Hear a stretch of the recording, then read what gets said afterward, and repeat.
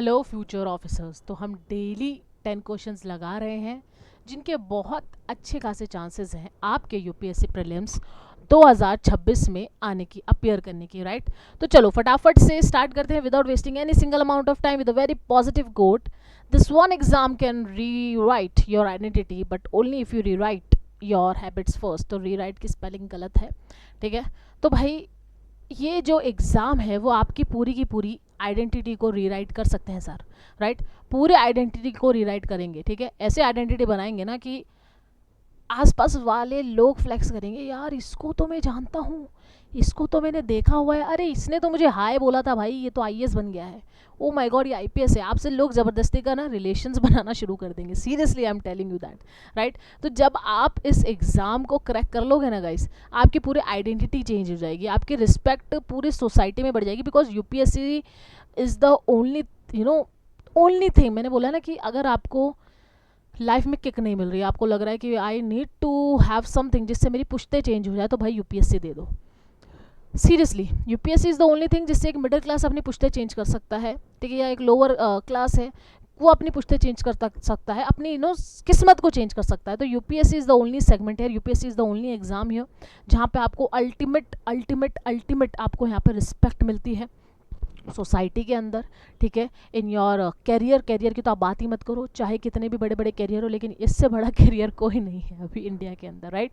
तो ये रीराइट करेगा आपकी पूरी किस्मत, तो इसलिए आप अपनी हैबिट्स को भी रीराइट कर लीजिए, राइट। तो ये आप जो सुबह उठते ही सोचते हो भाई कब थोड़ी देर बाद पढ़ूंगा, चाय पी के पढ़ूंगी, कॉफ़ी करके पढ़ूंगी, दोस्त से बात करके पढ़ेंगे, ये चीज़ हटाइए, अपनी हैबिट में लाइए, फटाफट उठते ही रिवीजन करना शुरू कर दीजिए। मैं हमेशा बोलती हूँ मॉर्निंग में उठते जो आपका घंटे वेस्ट होते हैं ना, 2 घंटे 3 घंटे फटाफट से आप उधर उधर होते हैं, मम्मी से बतियाने लग गए, ये करने लगे, वो घंटे यहाँ पे वेस्ट मत करो। उठते ही फटाफट पास में बुक रखा करो, उठते ही वो बुक पकड़ी और फटाफट से उसको रिवाइज करने लग गए कुछ पॉइंट्स वगैरह, ठीक है। तो मॉर्निंग रिवीजन भी करा करो, ठीक है। रिवीजन इज़ द अल्टीमेट की है। अपनी हैबिट्स को यहाँ पे फिक्स करो, अपने टाइम वेस्ट को यहाँ पे फिक्स करो, स्क्रोलिंग को फिक्स करो, ठीक है। एक स्टूडेंट का भी रिसेंटली मैसेज आया था कि मैम है ना बहुत ज़्यादा स्क्रोलिंग हो जाती है, जैसे इंस्टा खोलते हैं ना कब घंटे निकल जाते हैं पता नहीं चलता। अब देखो मैम आगे तो आपका हाथ पकड़ेगी नहीं, ठीक है। करो नहीं बच्चे मैंने हाथ पकड़ लिया, मेरे को जादू आता है, ठीक है। ये ठीक है, तो ऐसा होगा नहीं, आपका हाथ आप खुद ही पकड़ने वाले हो सर, ठीक है। आप खुद को खुद ही बताने वाले हो कि यार ये चीज़ मेरे लिए बेकार है, गलत है, मैं ये चीज़ नहीं कर सकता, राइट। तो खुद पे कंट्रोल आपका खुद ही होने वाला है, कोई जादू तंत्र मंत्र नहीं चलाएगी ना दिया मैम यहाँ से, राइट। तो खुद कंट्रोल करो और चीज़ों को यार अपने आप को देखो ना कि आप ये इतना बड़ा एग्जाम लिख रहे हो, तो आप ये ऐसे छोटी मोटी हरकतें जो हर नॉर्मल इंसान कर रहा है वो करके कैसे निकाल पाओगे, नहीं निकाल पाओगे गाइस, ठीक है। तो टाइम वेस्ट मत करो, बहुत अपने टाइम को यूज़फुल तरीके से लो, वरना साल बे साल ऐसे रिपीट होते जाएंगे, टेंशन डिप्रेशन बढ़ता जाएगा दिमाग के अंदर, राइट। चलो स्टार्ट करते हैं, आज के कलेश क्या है। There is an ongoing political speculation about a reshuffle in the Narendra Modi cabinet. Okay there is a, हाँ ये reshuffle देखने को मिला था कि भाई analysis and political observer note discussion with the BJP about generalisation change and strategic repositioning ahead of election.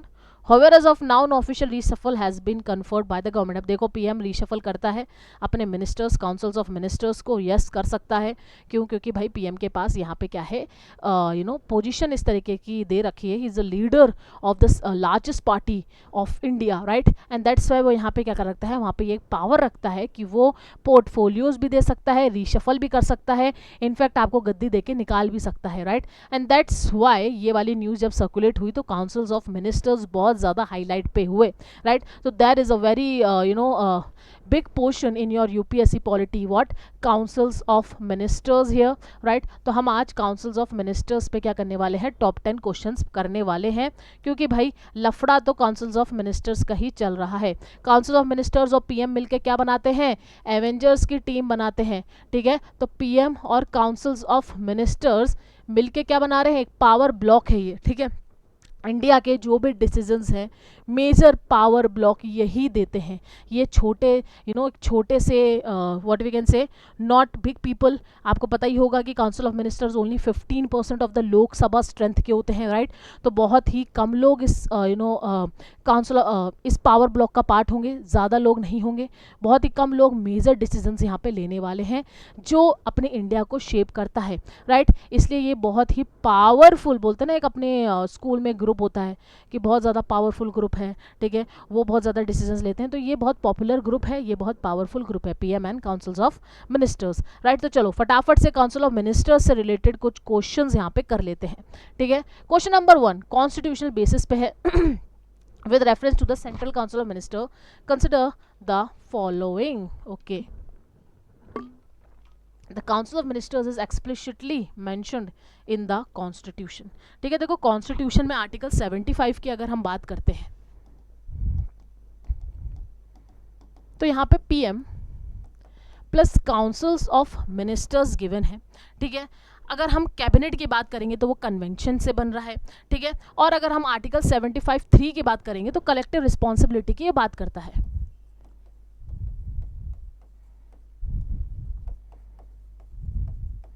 क्या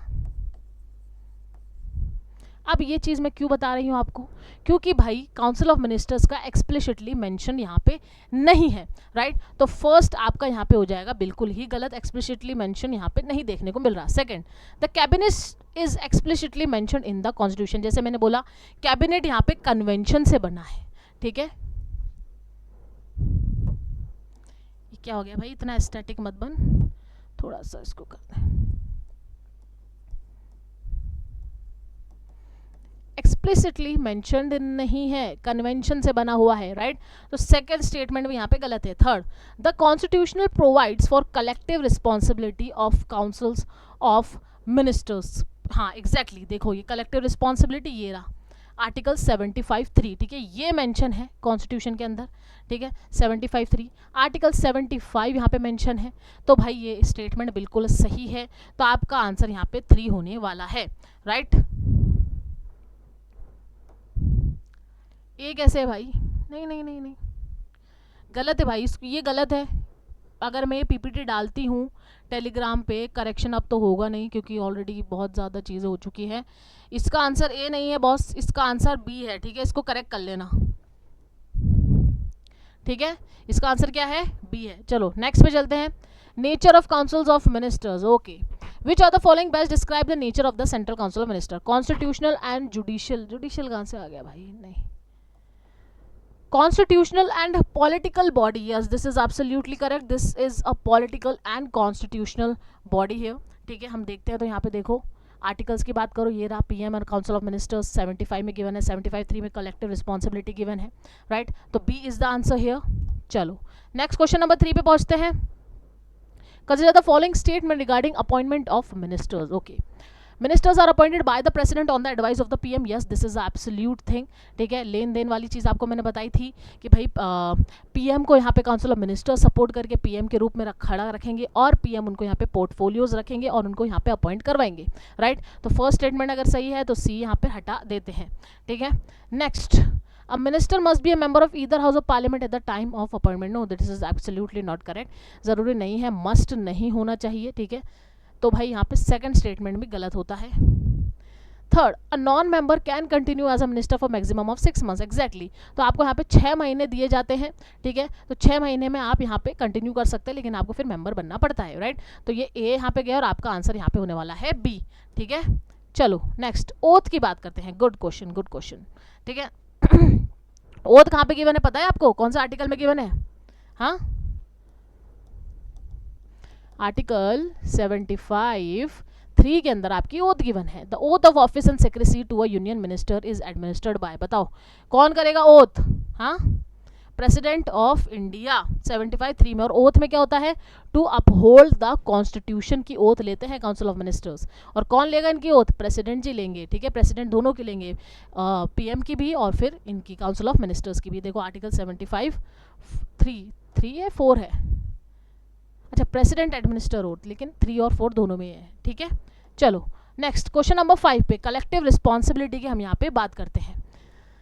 okay मैंने बताया आपको कि पीएम और काउंसिल ऑफ मिनिस्टर्स क्या है, एक शिप के अंदर सवार हैं और शिप में क्या है, अगर डूबेंगे तो साथ डूबेंगे, तैरेंगे तो साथ में तैरेंगे, उसको क्या बोलेंगे हम? Collective responsibility.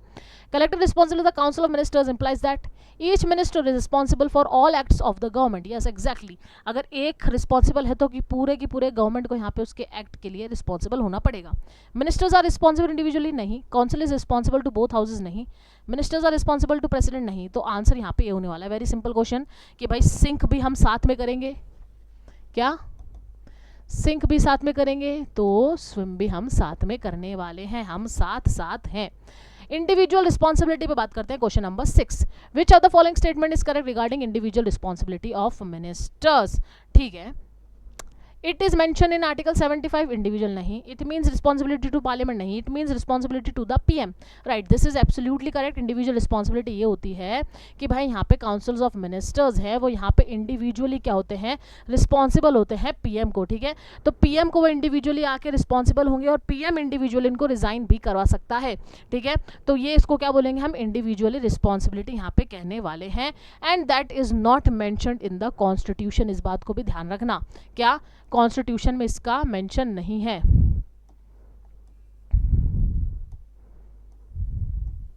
No mention in constitution, ठीक है, तो भाई आंसर यहां पे क्या होने वाला है आपका, बिल्कुल सिंपल सी होने वाला है। चलो नेक्स्ट चलते हैं, क्वेश्चन नंबर 7 पे, कंपोजिशन। ओ नाइस नाइस नाइस नाइस, चलो कंपोजिशन की बात करते हैं, थोड़ा सा और हल्का सा बना दे आपका लेक्चर्स को हल्का सा बड़ा। चलो कंपोजिशन की बात करते हैं, तो कंपोजिशन यहाँ पे क्या होगा, काउंसिल्स सीओएम का, काउंसिल्स ऑफ मिनिस्टर्स का, ठीक है, कुछ कंपोजिशन बता रही हूँ वो ध्यान रखना। सबसे पहले तो हमारे पीएमजी आने वाले हैं, ठीक है, कौन होने वाले हैं, पीएमजी आने वाले हैं, फिर इसमें आएंगे आपके कैबिनेट मिनिस्टर्स, पावरफुल जिनके पास मिनिस्ट्रीज हैं, ठीक है, थर्ड क्या होने वाले हैं आपके मिनिस्टर ऑफ स्टेट,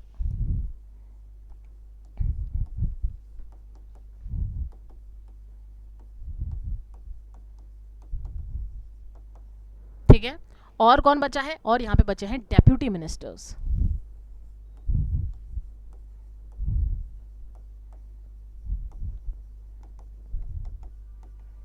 ठीक है मेरे बच्चों, समझ में आ गया है आपको, ठीक है, ये 4 तरीके का कंपोजिशन, 4 तरीके के यहाँ पे लोग हैं और ये सब मिलके सिर्फ 15% ऑफ द लोकसभा होने चाहिए, इस बात को भी ध्यान रखना, ओनली 15%, ठीक है, हमें ज़्यादा यहाँ पे भीड़ भड़क्का नहीं चाहिए, क्योंकि जितने पावरफुल लोग होंगे उतना ही हमें उनको यहाँ पे क्या करना पड़ेगा, लिमिट रखना पड़ेगा, बल्कि नहीं चाहिए हमें यहाँ पे काउंसिल ऑफ मिनिस्टर्स, राइट, तो इसको देखते हुए आंसर करते हैं क्वेश्चन नंबर 7 कंपोजिशन को, ठीक है, कैबिनेट मिनिस्टर्स हैं, मिनिस्टर ऑफ स्टेट्स हैं, डेप्यूटी मिनिस्टर्स हैं, पार्लियामेंट्री सेक्रेटेरियट्स हैं, नहीं है, तो आपका आंसर यहाँ पे होने वाला है सिंपल सा बी, ठीक है, तो ये कंपोजिशन अगर आपने पढ़ा है इस तरीके का, अगर आपको आ गया है क्वेश्चन, ठीक है, तो आप इजीली ये कंपोजिशन पढ़ के उसके आंसर दे सकते हो। चलो फटाफट से चलते हैं नेक्स्ट क्वेश्चन में, question number 8, okay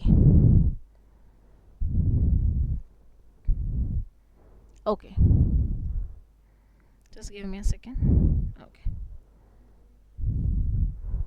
which of the following statement correctly distinguish the cabinet from the council of minister. अब देखो सिंपल सी बात बताती हूँ आपको, ठीक है, ये है काउंसिल्स ऑफ मिनिस्टर्स और ये है कैबिनेट,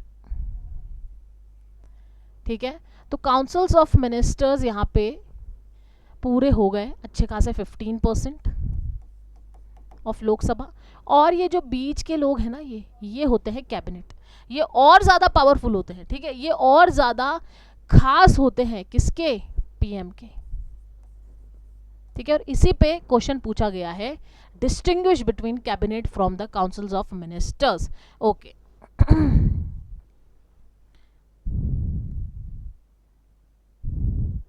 हाँ, एक और बात ध्यान रखना काउंसिल्स ऑफ मिनिस्टर्स में, कि भाई जो काउंसिल्स ऑफ मिनिस्टर्स हैं, ठीक है, वो आर्टिकल 75 में उनका जिक्र है, ठीक है, जो ये काउंसिल्स ऑफ मिनिस्टर्स हैं इनका आर्टिकल 75 में जिक्र है, मतलब ये क्या है, एक कॉन्स्टिट्यूशनल बॉडी है, क्या है, कॉन्स्टिट्यूशनल बॉडी है, लेकिन क्या कैबिनेट है, ठीक है, इस बात को ध्यान रखना।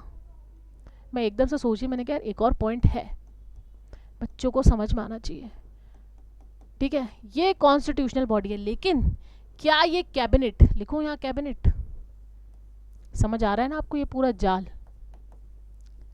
क्या कैबिनेट एक कॉन्स्टिट्यूशनल बॉडी है, नहीं, ये एक एक्स्ट्रा कॉन्स्टिट्यूशनल बॉडी है, लेकिन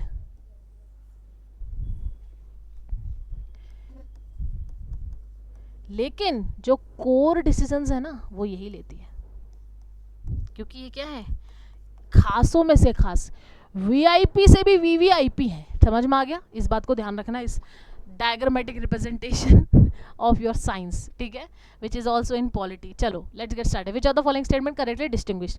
cabinet is a statutory body, council is constitutional. No, ठीक है, कैबिनेट क्या बताया मैंने आपको, extra constitutional. Cabinet includes all ministers? No, it does not include all minister, only special, ठीक है, ओनली फ्यू स्पेशल, ठीक है। Next, cabinet exercise real executive authority, yes this is absolutely correct. Real executive authority तो cabinet के पास ही होती है। Council is smaller? No, cabinet is smaller, not the council, right. तो आंसर यहाँ पे क्या होने वाला है, सी। ये डायग्राम से आपको समझ में आ गया होगा, सही हुआ मैंने ये डायग्राम बना दिया, आपको समझ में आ जाना चाहिए।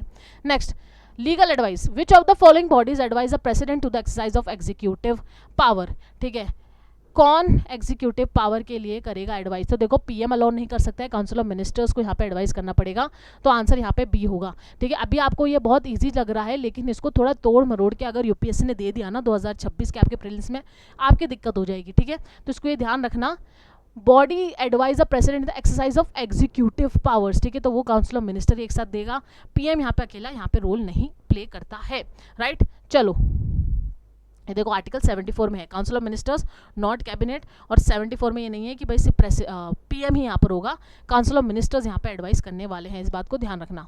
Question number 10, 91st constitutional amendment, 91st से क्या हुआ था, लिमिट कर दिया था हमने क्या, 15%, इस बात को ध्यान रखना। 91st कॉन्स्टिट्यूशनल अमेंडमेंट था वो 15% का जो हमने लिमिट किया था ना लोकसभा का, कि भाई इतने ही काउंसिल ऑफ मिनिस्टर्स होने चाहिए हमें, बल्कि नहीं चाहिए, ठीक है, वो 91st से हुआ था। With reference to 91st consider the following statement, okay, ठीक है।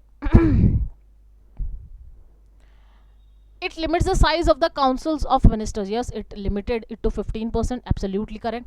It applied to both union and states, yes this is absolutely correct. It limited the size of the cabinet to 15%, not the cabinet, अब देखो यहाँ पे देखो code word है, not the cabinet, it is councils of ministers, not the cabinet, ध्यान रखना, ऐसे word छोटे से दे देंगे दिक्कत हो जाएगी। तो 3 गया, 3 गया, ये गया, आपका आंसर यहाँ पे होने वाला है 1, ओके, समझ में आ गया आपको, ठीक है। Applies to both union states, 15% को यहाँ पे कर दिया था, और कौन सा कॉन्स्टिट्यूशनल अमेंडमेंट था, 91st कॉन्स्टिट्यूशनल अमेंडमेंट, ध्यान में रखना इस अमेंडमेंट को ध्यान से, ओके। तो चलो इसी तरीके से हम टॉप 10 क्वेश्चंस करेंगे, बताना मुझे कि आपके कितने आंसर्स यहाँ पे सही हुए हैं। तो चलो मिलते हैं आपसे नेक्स्ट क्लास में, पढ़ते रहो गाइस, आगे बढ़ते रहो, बाय बाय, टेक केयर।